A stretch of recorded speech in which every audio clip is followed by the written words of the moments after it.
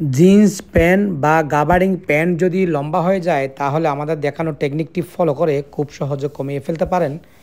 প্রথমে আপনি বসিয়ে যতটুকু কমানোর প্রয়োজন ততটুকু মার্ক করে নিন।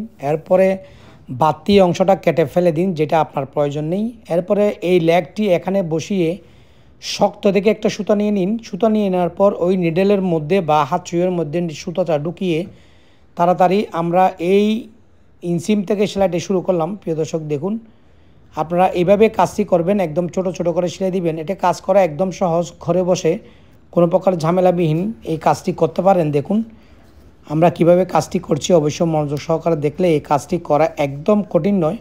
দেখুন আমাদের সেলাই করা শেষ, কত সুন্দরভাবে আমরা একটা সেলাই করেছি। দেখুন নীলটা নিচে নিয়ে গিয়ে একটা গিট দিয়ে নিলাম।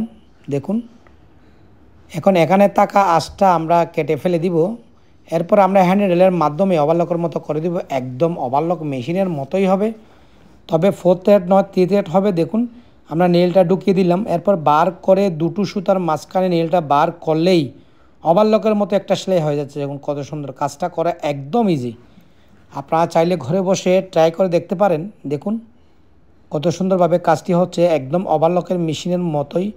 দেখুন এখান থেকে টান দিলে কোনো প্রকার আঁশ বা সুতা বার হবে না। দেখুন আমরা অর্ধেক করে দেখাচ্ছি, আমাদের অর্ধেক করা প্রায় হয়ে আসলো। দেখুন কত সুন্দরভাবে আমরা এই ওভারলকটা করলাম। এরপরে এই সিজারটার নাম হচ্ছে জিগজ্যাগ সিজার। এই জিগজ্যাগ সিজার দিয়ে কাটলেও এখান থেকে কোনো প্রকার আঁশ বা সুতা বার হবে না যখন আমরা ধরে নিব। দেখুন আমরা কত সুন্দরভাবে একটা জিন্স প্যান্টের লম্বা কমিয়ে ফেললাম।